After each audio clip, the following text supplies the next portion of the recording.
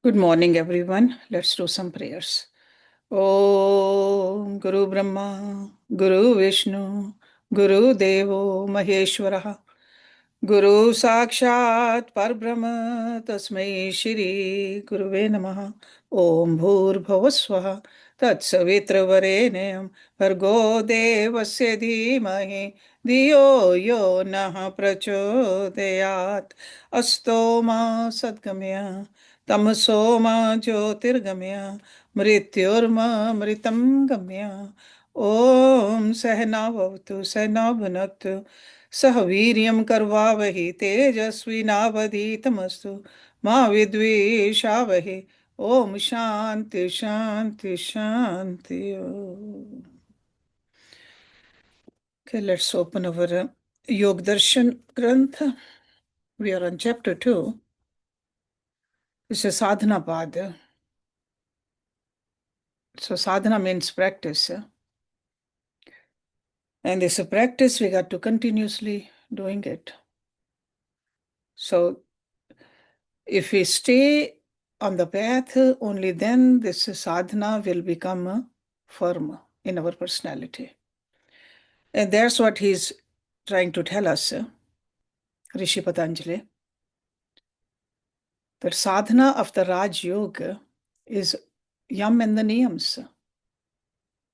Ahimsa, satya, aste, brahmacharya, aprigraha, shauch, santosh, tap, swadhyay, ishwar pranidhan.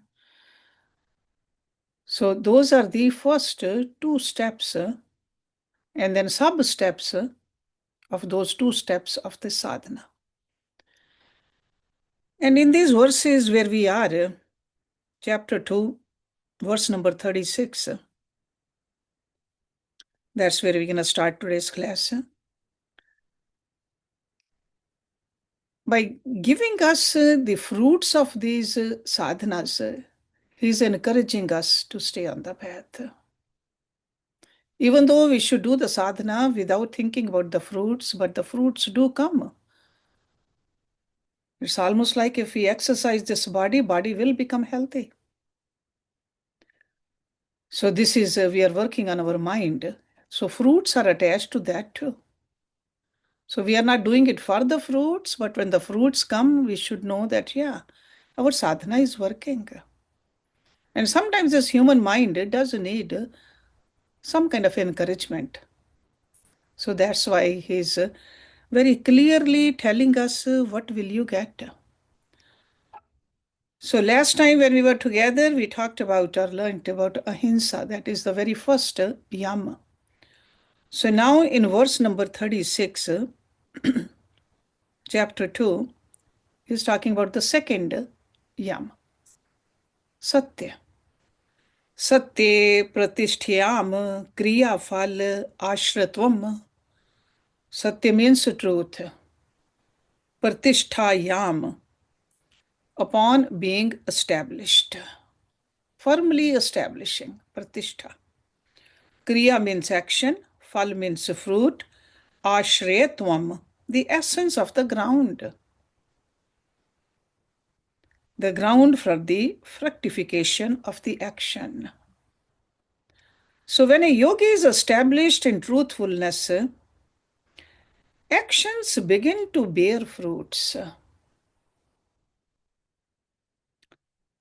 So this is the outcome of the establishment in Satya. Satya, truth, actions, they are expressed by our words and they can be materialized. So just like with non-violence, this claim rests solely on the power of our pristine and self-luminous mind. So that's where the power is coming from, the mind. Mind is innately infused with the powers. That's why it's called a devata, mind. And it has the attributes of a primordial prakriti also, because it is part of prakriti, mind. And primordial prakriti is infinitely rich in every aspect, Because this Prakriti, who owns the Prakriti? God Himself. So it is eternally and spontaneously aware of the intention of Ishwar actually. Prakriti responds to Ishwar's intention. And the world of infinite varieties of matter and energy manifests. In other words, Prakriti manifests in perfect accordance with Ishwar. So they go hand in hand, Prakriti and Ishwar. So the same way our mind responds to the intention of our core being, but we got to make sure that our mind is pristine and pure. So that's why purification of the mind is so important. Our luminous and clean mind senses our intention instantly. Dirty mind does not. Only the pristine mind will. Because mind has no resistance to that intention or even its inherent powers and attributes, and they get transformed into a living reality. We all know that our words are reflections of our thoughts. And where do the thoughts originate? In the depth of our consciousness. And before they turn into action, thoughts flash in our mind as words. And the mind is free from afflicting thoughts and feelings. Thoughts and words corresponding to them flow without losing their potency. That's why in our scriptures it said when Ishwar saw darkness and thought of light, and he uttered, "Let there be light." And there was light.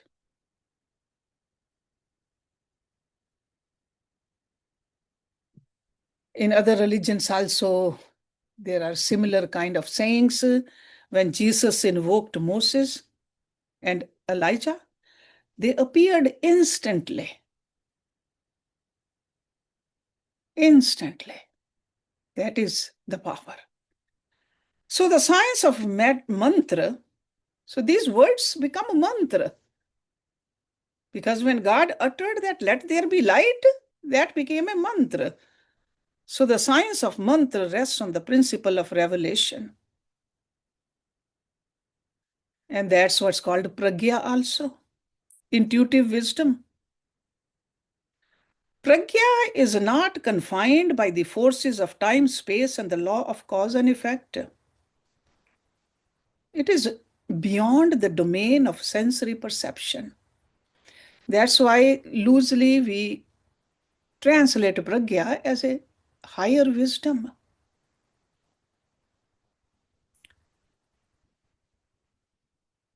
We have seen this in the previous chapter, in the sutras 47 to 50.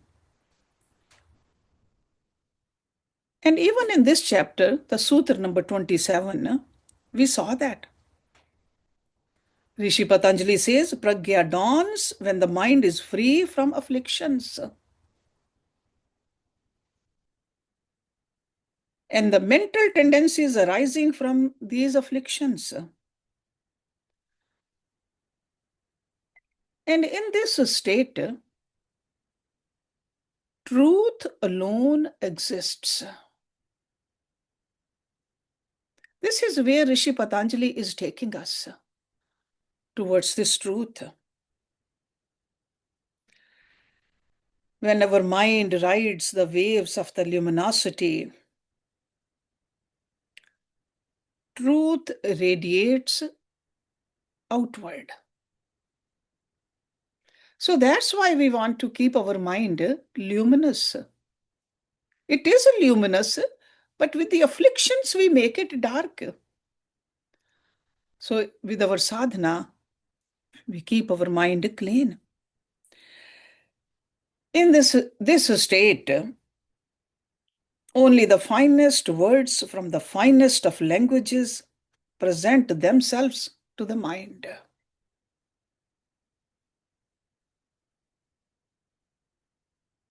Our ultra refined, enlightened mind reflects those words as a conduit to transport the intention of outwardly radiating truth. And that's how the mantras revealed to those rishis. So when they were doing the sadhanas, they were doing the sadhanas to purify their mind because they knew that they needed that mind, pure mind, for those mantras to be revealed. A yogi with the direct experience of this process is called a seer, rishi. And what he experiences is the mantra. Why? Because of the pristine nature of the truth and also the pristine nature of the intention. Intention is very, very important. And the pristine nature of the mind and the pristine nature of the world. So, from the subtlest is the truth, then comes the intention, then the mind, then the world. This is the pristine nature of this entire process. Nothing can obstruct this truth.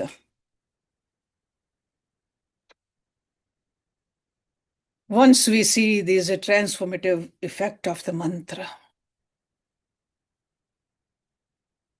we will see that in fourth chapter, Kavalya Pad,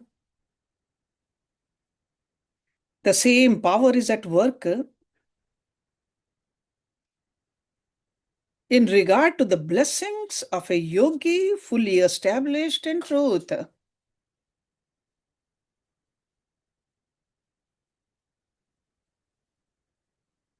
What do we need to do? Because we are at the initial stages.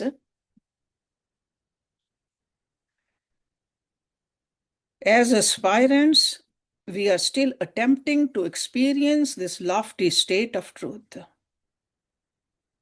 So these words should encourage us. We should firmly be established in truthfulness, and we need a methodical practice for applying the principle of truth in daily life.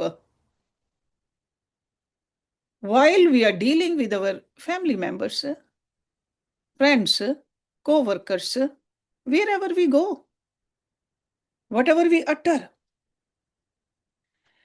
So this practice begins with not lying, because that we can understand that word, not lying. Once we resolve not to lie, we will begin to see the subtle causes of lying. Because if we have taken that vow of not lying, we will see that. Because we are aware of it. So it's not only with the words, but in the thoughts also, in the actions also. And this is when the practice of pratipaksh bhavna, which is a cultivating thoughts opposite to those that compel us to lie, will become applicable. Because why do we end up lying? For what reason? The practice of pratipaksh bhavna in regard to truth begins with reminding ourselves how one lie leads to 10 more. And we are all familiar with that. And all those lies, they embroil us in an unending cycle of pain and ignorance. So Pratipaksh Bhavna, which we learned earlier in this chapter, coupled with the practice of meditation, gradually leads us to a state in which we find ourselves fully established in truth. So these principles, if we remember this, keep it in our mind, day in, day out, whatever we do, we will not lie. Got to be firm on that. Then we'll see the effect of that. So now in the next verse, he talks about asteya. Ahimsa was the first one. Satya. Now, verse number 37, asteya. Asteya means non-stealing. Asteya pratisthayam sarvaratan upasthanam. Asteya, non-stealing. Pratisthayam, upon being established, firmly established. Sarv means all. Ratan means gems. Upasthanam, coming closer, or manifestation. So Rishi Patanjali says, when a yogi is established in non-stealing, all gems manifest. So when we are established in asteya, all gems are drawn to us. Two terms are very important to understand this verse: non-stealing and all gems. Extremely significant. Non-stealing is more than refraining from physical act of theft. Okay? It's not just only physical, it's mental also. It's verbal also. Non-stealing is a subtle force that seizes our desire to acquire things that are not rightfully ours.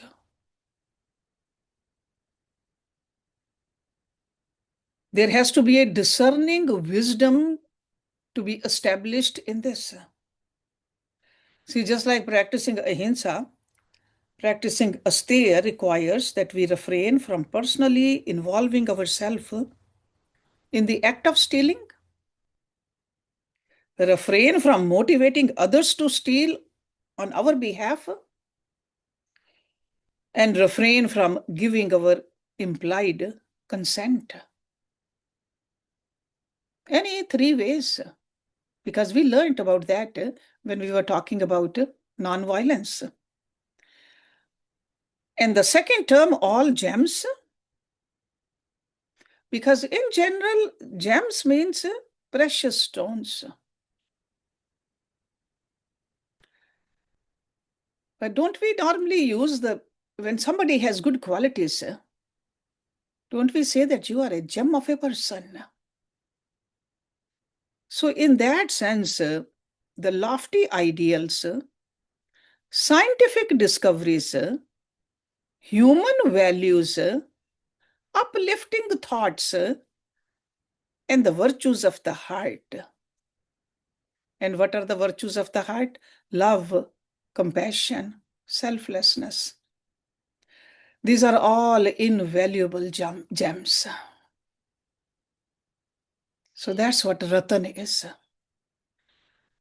So to become established in the principle of non-stealing requires that we refrain from stealing these more subtle gems as well as the obvious ones.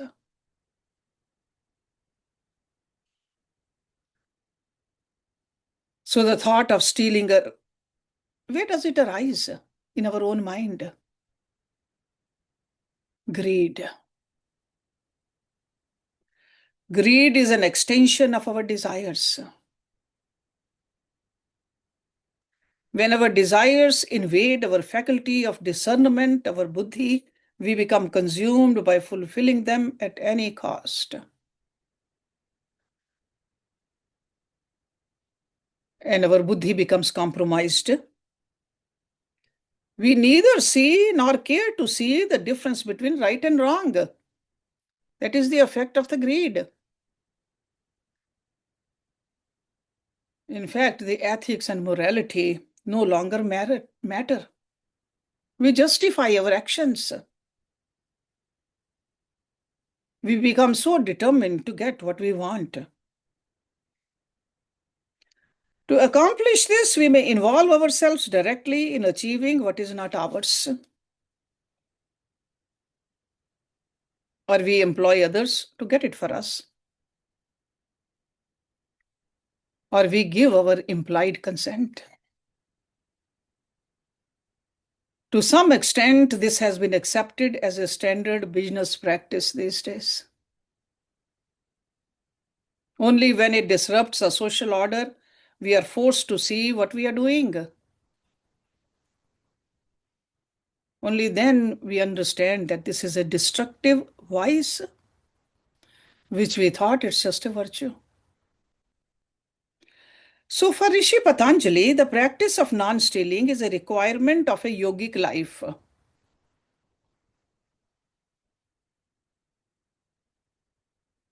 So we got to watch ourselves.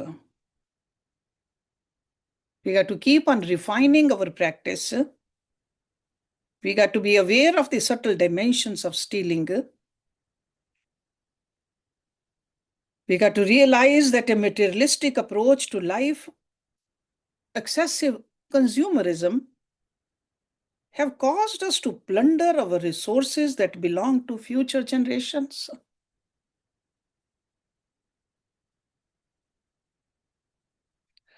This realization takes our practice of non-stealing to a new height. When we are not wasteful, we don't waste time, because time is the most precious resource. We don't waste energy. We don't waste resources in protecting and preserving the future of humankind and the planet. That is a yogic life. And in the subtle realm of divine providence, nature appoints us as custodian of her bounty, actually. We don't own it, but we are definitely custodian of it. We can use it, but do not think that you are the owner of it. And what happens if we get established into that kind of a yam? The nature's wealth is drawn towards us. This is what Rishi Patanjali is telling us. Those celestial bodies also, devatas, because those devatas are the masters of these natural forces. They shower their blessings on us. Rain will bring a good harvest. Bees will produce sweet and natural honey.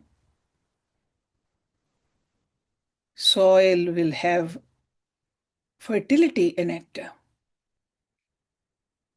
Wild fires will remain contained. Human minds, they will become clear and calm and kind. And we find joy in living in a relationship with every aspect of the nature. We'll feel the oneness. The oneness with the plants also, with the flowers also, with the clouds also, with the earth also. That's how we expand our consciousness. For a self-aware yogi, the nature's bounty is a shining gem. This is what the ratan is. When we are established in the principle of non-stealing, these gems are drawn to us. And we are also gems, we feel that.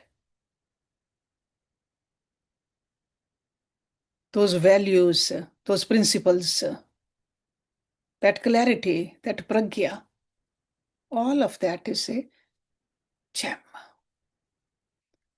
So non-stealing asteya. Now the next yam is brahmacharya. Brahmacharya pratisthayam virye labha. Brahmacharya. It means celibacy also, continence also. Pratisthayam, upon being established. Virya. Virya means vitality, vigor. It's like a indomitable shakti. Labh means attainment. So a yogi established in brahmacharya gains virya, the capacity to transmit knowledge. So the practice of brahmacharya results in the achievement. First, you feel that you are more energetic. You are not wasting your energy.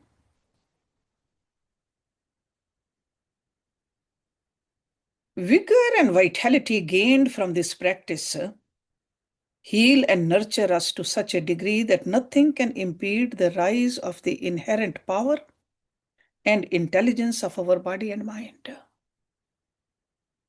So when you're not wasting your energy through the senses, all the senses, what happens? We become Siddh. Siddh means an accomplished person, accomplished being. And as a Siddh, we are capable of transmitting knowledge and yogic experience to aspirants who embody humility. In other words, we can guide and awaken our fellow beings. So it not only helps us, we are helping others also.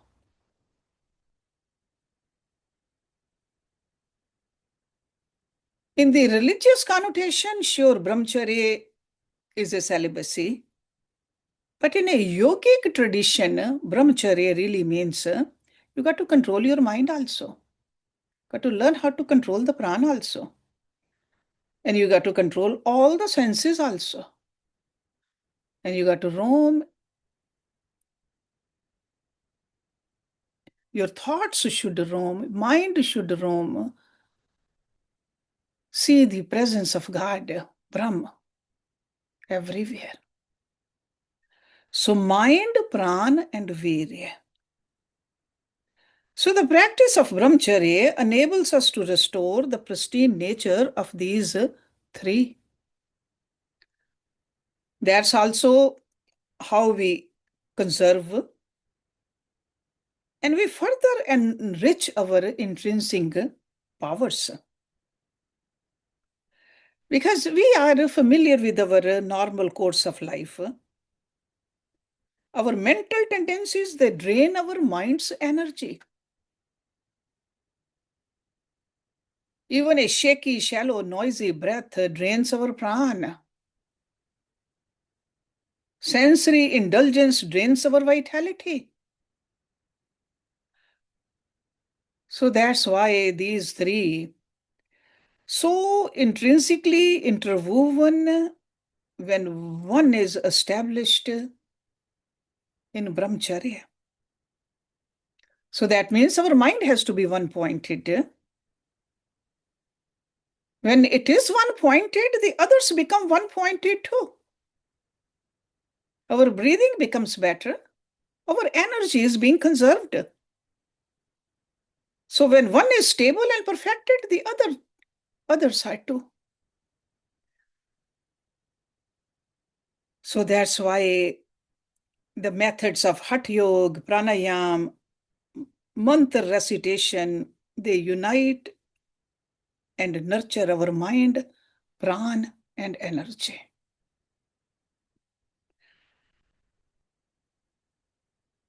So that's why the yogis, they say that pranayama is the key to the practice of brahmacharya.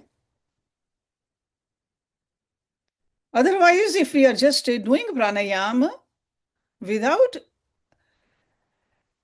controlling our other senses, that energy will not move to its highest place where it's supposed to go. Pranayama techniques that help us identify our pranic currents, collect the scattered forces of prana, and allow these forces to travel through Sushumna.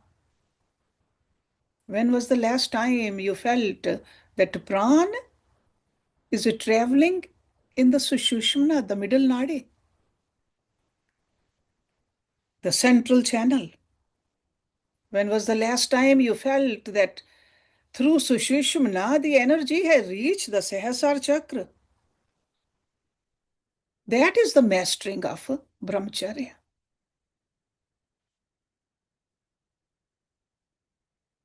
We have learned in our other classes also the pranayams in this context. And there are some mudras also which help us. Agnisar helps us. There are several techniques these yogis have given it to us. In a very standard Hatha Yoga classes, we practice it. Or they should be practiced regularly after learning it from a teacher. When we further augment with the higher practices of this Hatha Yoga, especially with the visualization,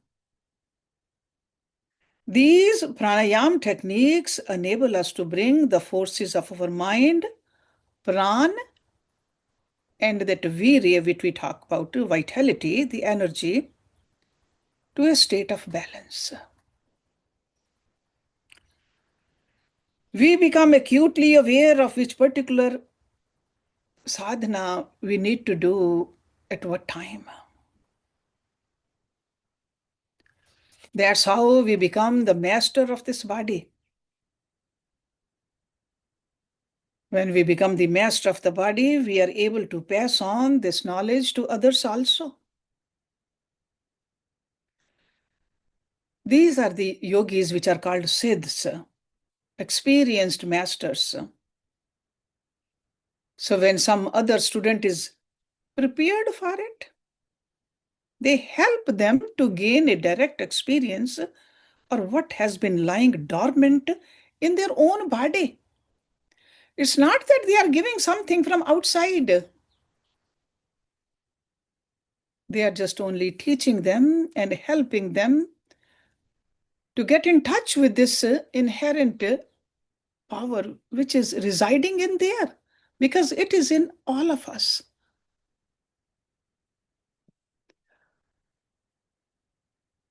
Let's look at one more verse. Aparigraha. So we started with ahimsa, satya, asteya, brahmacharya, aparigraha. So this is the fifth and the last yam. Aparigraha stharaye janam kanthantaha sambodha. Aparigraha means non-possessiveness. Satharya, steadiness, firmness. Janam means birth. Kanthata. Why? Sambodha. Complete understanding. With firmness and non-possessiveness comes complete understanding of the whyness of birth. We often wonder, why am I here? Why this world? In order to know this, we have to practice aparigraha. So Rishi Patanjali says, upon gaining firmness in aparigraha, firmness, full establishment, non-possessiveness. We unravel the mystery of birth, because otherwise it is a mystery. So our unfulfilled desires bring us back to this world again and again. We know that. If we didn't have any desires, we won't be here. So unfulfilled desires. The desire to be wealthier, desire to be more important, or sometimes the desire to dominate others, desire to consume more than others. Those are inherent in us. And this tendency makes it easier for us to commit violence, actually, because when we want more, we will do hinsa. We become dishonest, we steal, and we even indulge in ourselves. And we are moving away from those qualities which we just talked about. Because rather than to embrace non-violence, truthfulness, non-stealing, non-indulgence, we just reach for the opposite. Behind violence, dishonesty, stealing, and indulgence lies one clear objective: gaining greater control over the objects of our desire and eliminating those with the potential to stand in our way.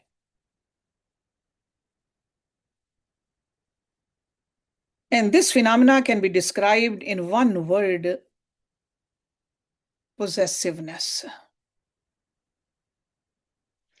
We want to have enough to fulfill our desires. And we all know desires know no limit.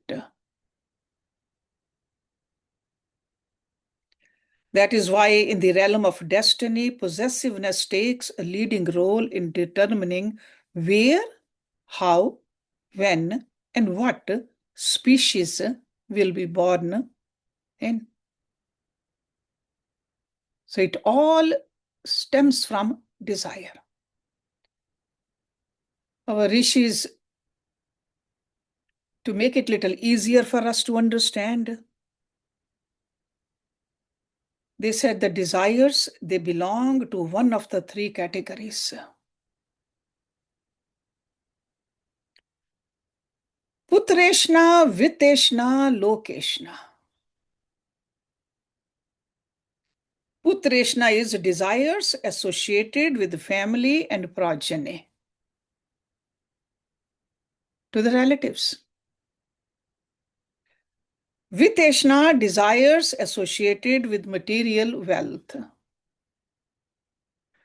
And lokeshna, desires associated with power and fame, or name and fame.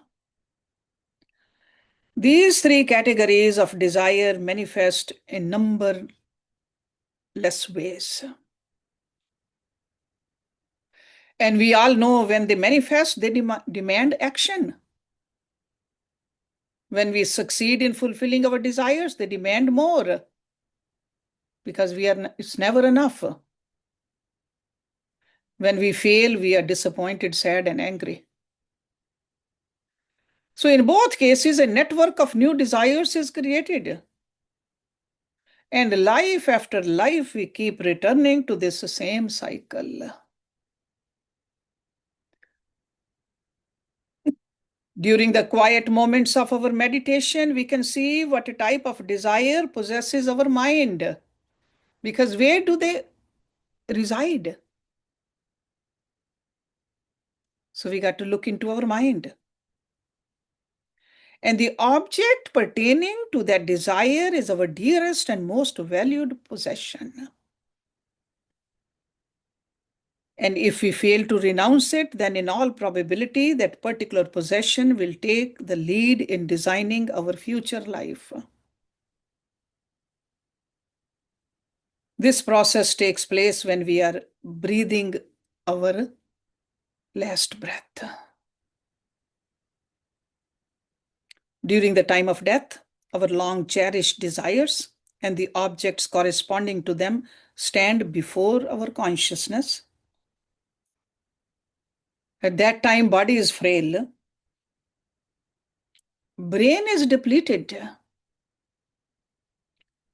mind is frightened and overwhelmed. And finally, the most prominent among all the possessions and desires emerges and dominates our consciousness, and our life force is absorbed into this. And rebirth is a reversal of this process.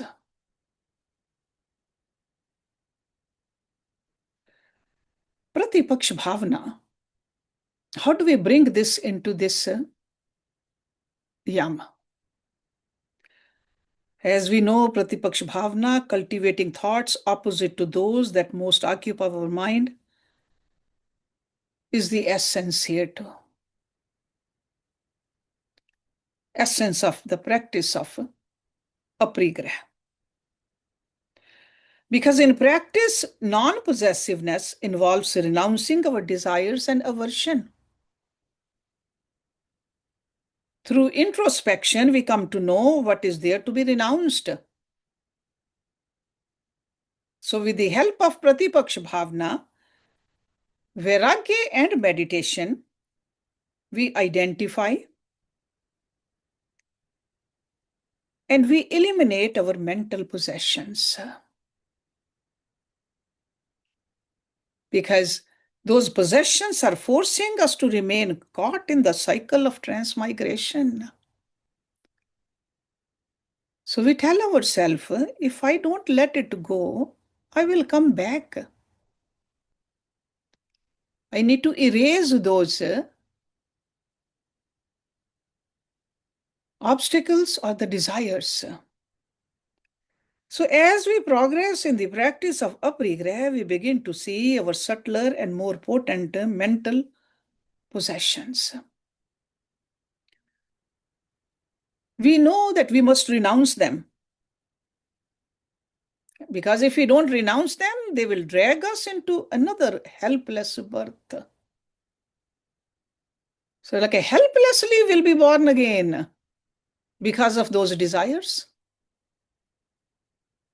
So when we are fully established in non-possessiveness, aparigraha, we know that nothing can drag us into the cycle of birth and death.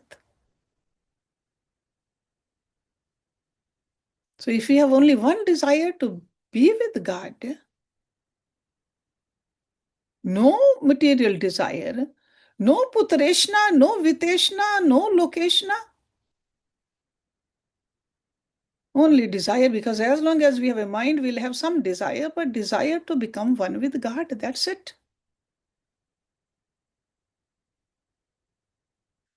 This level of a firmness in aparigraha enables us to intuit the mental contents of others also. Yogis of this caliber are the perfect guides. They are the torch bearers for seekers.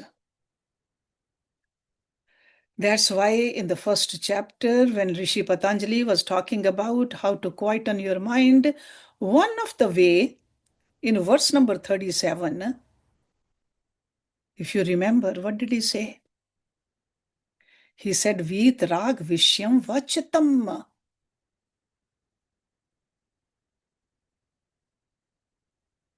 If you are fortunate enough to have a guru like that, just meditate on that guru. Vitrag vishyam vachitam. By focusing on such an accomplished yogi, we are able to cultivate a peaceful and one-pointed mind.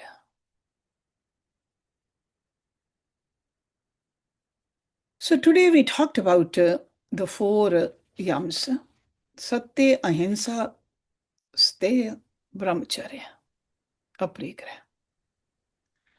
So next week we'll talk about the niyams also.